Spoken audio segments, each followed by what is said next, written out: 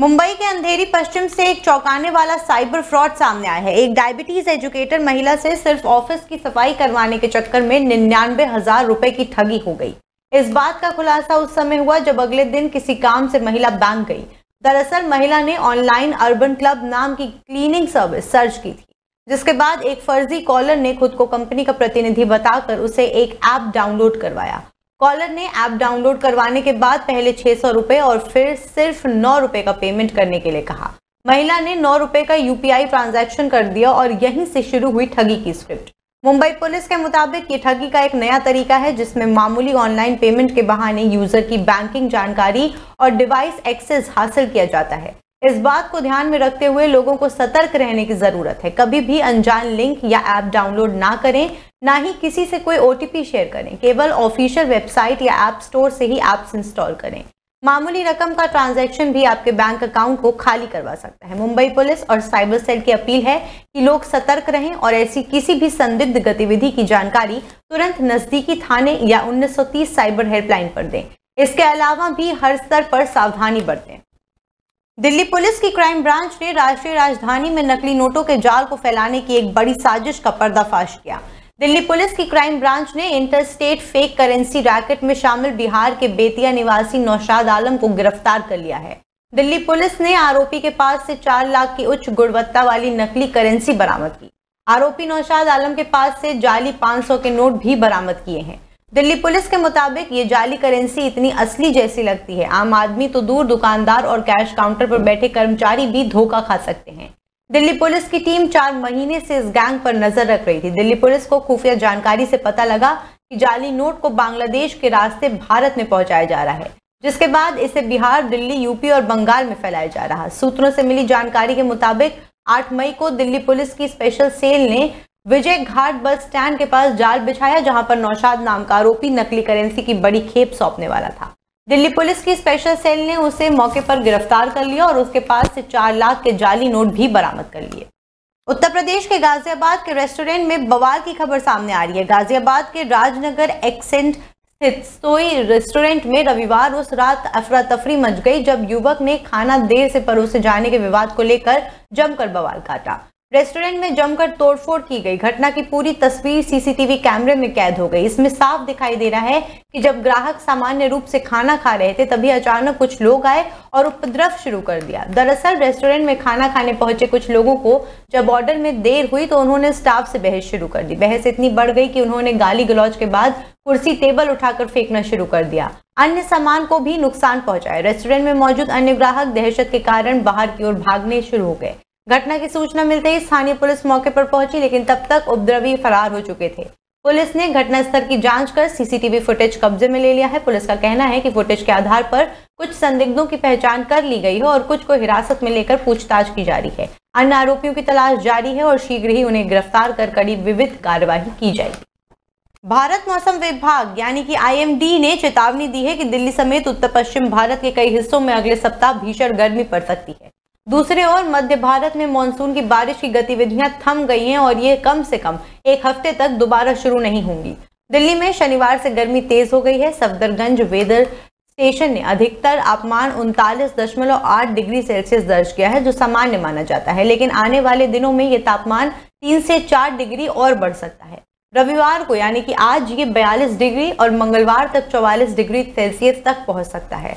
ये इस मौसम का अब तक का सबसे गर्म सप्ताह साबित हो सकता है। फिलहाल दिल्ली में दर्ज किया गया है सबसे अधिक तापमान 42.3 डिग्री सेल्सियस है, जो 16 मई को रिकॉर्ड किया गया था। इस बार देश में अब तक गर्मी अपेक्षाकृत कम रही है क्योंकि मानसून सामान्य से पहले पहुंच गया है। आमतौर पर मानसून जून के अंत तक देश के अधिकांश हिस्सों को ढक लेता है और 8 जुलाई तक पूरे भारत में फैल जाता है।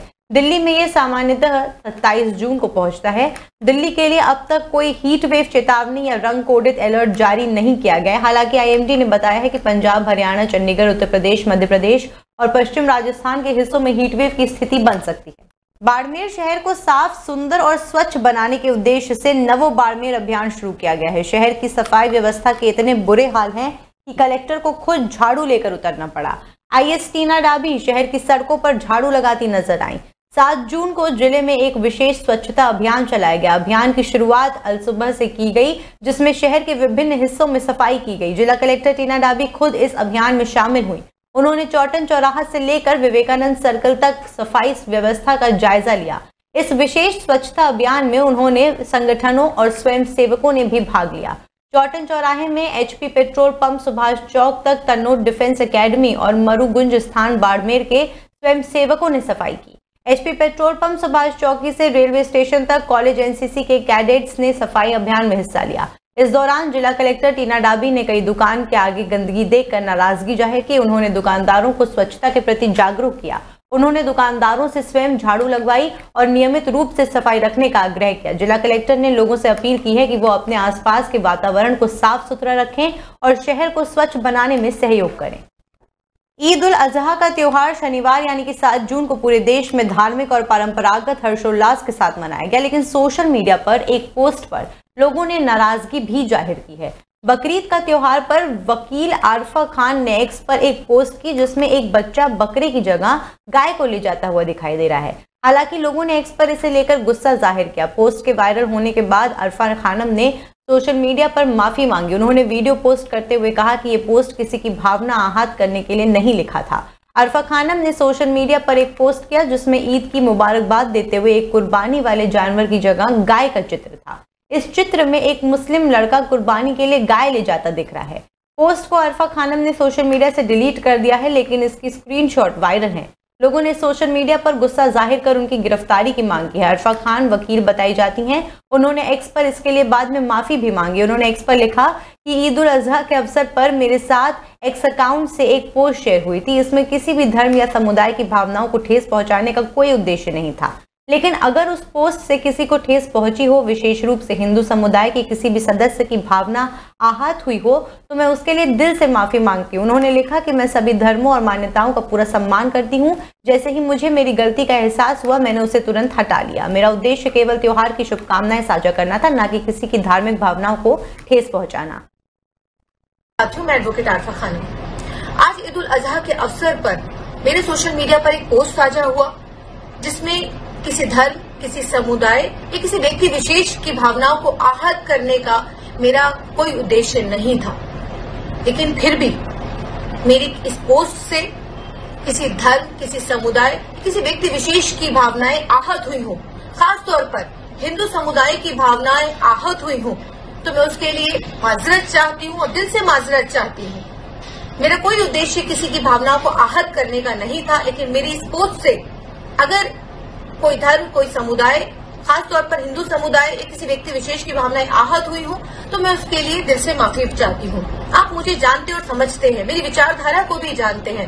मैं हमेशा आपसे सौहार्द की बात करती हूँ, मैं हमेशा भाईचारे की बात करती हूँ। राजस्थान के शिक्षा मंत्री मदन दिलावर किसी न किसी वजह से अक्सर सुर्खियों में रहते हैं। उनका 2 दिन पहले का एक वीडियो सोशल मीडिया पर जमकर वायरल हो रहा है और इस वीडियो की वजह से वो एक बार फिर सुर्खियों में है। ये वीडियो राजस्थान के 12 जिले का है, जिसमें एक लड़की मंत्री मदन दिलावर से कुछ कहती है तो वो पहले अपने कान पकड़ लेते हैं और फिर हाथ जोड़कर उससे कहते हैं कि मुझे अंग्रेजी नहीं आती। वायरल हो रहे इस वीडियो पर लोग तरह तरह के कमेंट्स कर रहे हैं। राजस्थान के शिक्षा एवं पंचायत राज मंत्री मदन दिलावर 2 दिन पहले 12 जिले के दौरे पर थे। इस दौरान उन्होंने जिला परिषद सभागार में खुली जनसुनवाई की। उन्होंने आमजन की समस्याएं सुनी और उनके समाधान की भी कोशिश की। जनसुनवाई के दौरान उन्होंने जिले के अलग अलग विभागों के अफसरों को जिला परिषद सभागार में बुला रखा था।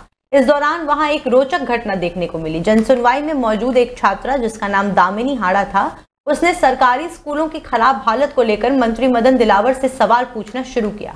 छात्रा दामिनी मंत्री से अंग्रेजी में बात कर रही थी। उसने जैसे ही अंग्रेजी में बोलना शुरू किया, सामने बैठे मंत्री ने पहले अपने कान पकड़े और फिर हाथ जोड़कर कहा कि आप हिंदी में बोलिए, मैं गाँव का आदमी हूँ, मुझे अंग्रेजी नहीं आती।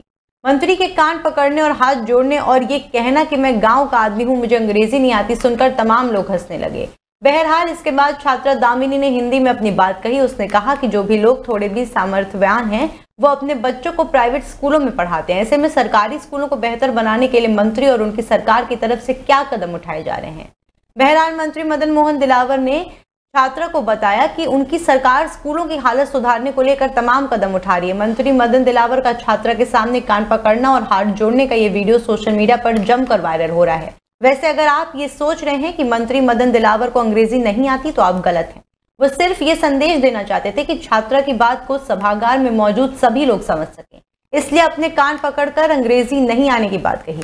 सरहद की सुरक्षा में तैनात बक्सर के वीर सपूत ने देश की रक्षा करते हुए अपने प्राणों की आहुति दे दी। ऑपरेशन सिंदूर के दौरान पाकिस्तान के ड्रोन हमले में घायल हुए बिहार के बक्सर जिले के चौसा नरबतपुर के रहने वाले जवान सुनील सिंह यादव ने बुधवार को इलाज के दौरान अंतिम सांस ली। उनका पार्थिव शरीर रविवार को यानी कि आज उनके गांव पहुंचा और हजारों लोगों ने नम आंखों से उन्हें विदाई दी। सुनील सिंह यादव के पिता जनार्दन सिंह और मां पौदेरा देवी ने, जो कि सेवानिवृत्त शिक्षिका हैं, छोटा भाई चंदन यादव सभी नरबतपुर गांव में रहते हैं। चंदन यादव भी सेना में कार्यरत हैं और वर्तमान में वहीं तैनात थे। वहीं सुनील की पत्नी और 2 बेटे भी हैं जो 15 और 12 वर्ष के हैं। परिवार की ये क्षति न केवल व्यक्तिगत है बल्कि पूरे गांव और जिले के लिए एक गहरा आघात है। शव आने के बाद गांव सहित आसपास के लोग हजारों की संख्या में पहुंचे और नम आंखों से श्रद्धांजलि दी। बक्सर जिले के चौसा प्रखंड के नरबतपुर गांव के निवासी सुनील सिंह यादव जम्मू कश्मीर के राजौरी सेक्टर में तैनात थे। बीते 9 मई को रात के समय ऑपरेशन सिंदूर के दौरान पाकिस्तान की ओर से किए गए ड्रोन हमले में वो गंभीर रूप से घायल हो गए थे। घायल होने के बाद उन्हें तत्काल राजौरी के सैन्य अस्पताल में भर्ती कराया गया, लेकिन स्थिति बिगड़ने पर 15 मई को उन्हें एयरलिफ्ट पर उधम नगर स्थित आर्मी अस्पताल में शिफ्ट किया गया। यहां करीब 3 हफ्ते तक जिंदगी और मौत की जंग लड़ने के बाद उन्होंने बुधवार को अंतिम सांस ली। गोवा के स्वास्थ्य मंत्री विश्वजीत राणे एक बार फिर सुर्खियों में। उन्होंने Goa medical college and hospital यानी कि GMCH के एक वरिष्ठ डॉक्टर को ड्यूटी के दौरान मरीज से दुर्व्यवहार के आरोप में निलंबित कर दिया। ये कदम मंत्री ने एक वरिष्ठ पत्रकार की शिकायत के बाद उठाया, जिन्होंने बताया कि उनकी सास को अस्पताल के आपातकालीन वार्ड में इलाज से वंचित किया गया। जब मामले ने तूल पकड़ा तो सोशल मीडिया पर विश्वजीत राणे ने सफाई पेश की। ये घटना शनिवार को GMCH में उस समय घटी जब मंत्री राणे ने अस्पताल का अचानक निरीक्षण किया। निरीक्षण के दौरान उन्होंने देखा कि अस्पताल में मरीजों की संख्या बेहद कम थी। फिर भी एक बुजुर्ग महिला, जिन्हें डॉक्टरों ने रोजाना इंजेक्शन दिए जाने की सलाह दी थी, उन्हें अटेंड करने से इनकार कर दिया। रिपोर्ट्स के अनुसार बुजुर्ग महिला एक सार्वजनिक छुट्टी के दिन इलाज के लिए अस्पताल पहुंची थी। मंत्री को यह शिकायत एक वरिष्ठ पत्रकार से मिली, जिन्होंने अपनी सास के साथ हुई इस लापरवाही को साझा किया। रिपोर्ट मिलने के बाद मंत्री राणे ने मुख्य चिकित्सा अधिकारी डॉक्टर रुद्रेश कुर्तिकर को मौके पर ही सार्वजनिक रूप से फटकार लगाई और फिर उन्हें तत्काल प्रभाव से निलंबित करने का आदेश दिया। इस घटना के बाद सोशल मीडिया पर तीखी बहस छिड़ गई और इंडियन मेडिकल एसोसिएशन यानी IMA ने भी मंत्री के सार्वजनिक हस्तक्षेप पर आपत्ति जताई। इसके जवाब में मंत्री राणे ने सोशल मीडिया और मीडिया में हो रही आलोचना का जवाब भी दिया। उन्होंने कहा कि जब GMCH में कोई गलती होती है तो वही मीडिया और जनता विरोध करती है, लेकिन जब सुधारात्मक कदम उठाए जाते हैं तो हमें सिस्टम को बेहतर करने की कोशिशों का समर्थन करना चाहिए, न कि उन्हें गिराना चाहिए। बिहार के नेता प्रतिपक्ष तेजस्वी यादव ने बड़ा बयान दिया। उन्होंने राहुल गांधी के चुनाव फिक्सिंग वाले बयान को सही ठहराया और कहा कि बिल्कुल सही आशंका है। उन्होंने कहा कि आप चुनाव आयोग की कार्यशैली को देखिए, चुनाव आयोग ने पिछले विधानसभा चुनाव में क्या किया।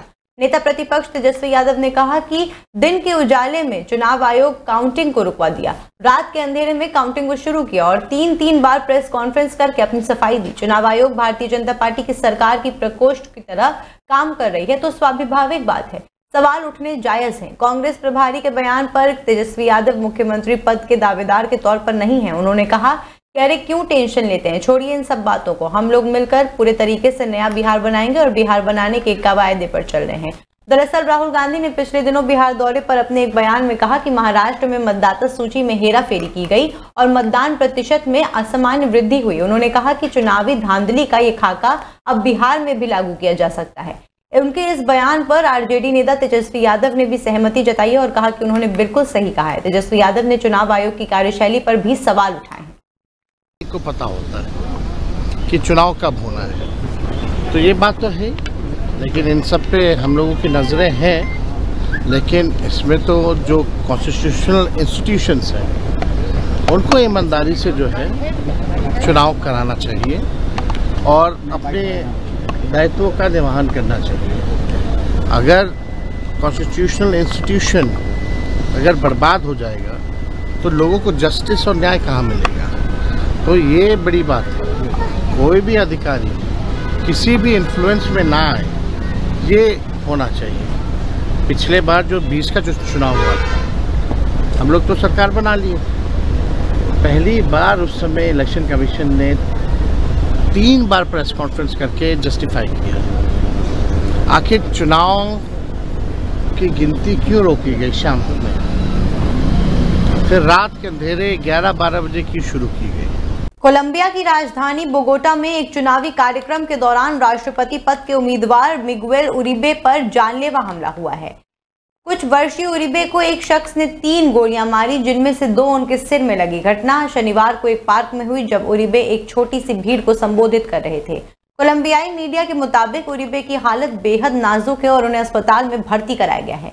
घटना का एक वीडियो भी सामने आया है, जिसमें देखा जा सकता है कि भाषण के बीच ही गोली चलती है और वहां मौजूद लोग घबरा कर भागने लगते हैं।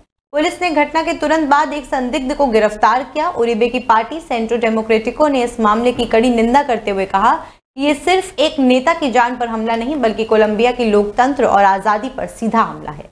कोलंबिया के वामपंथी राष्ट्रपति गुस्तावो पेट्रो की सरकार ने भी इस हमले को लोकतंत्र के खिलाफ हिंसा का गंभीर कृत्य करार देते हुए घटना की निंदा की। मिगुएल उरिबे ने अक्टूबर 2024 में घोषणा की थी कि वो 2026 के राष्ट्रपति चुनाव में उम्मीदवार होंगे। वो कोलंबिया की राजनीति में एक जाना पहचाना नाम है और पहले भी कई बार अहम पदों पर रह चुके हैं।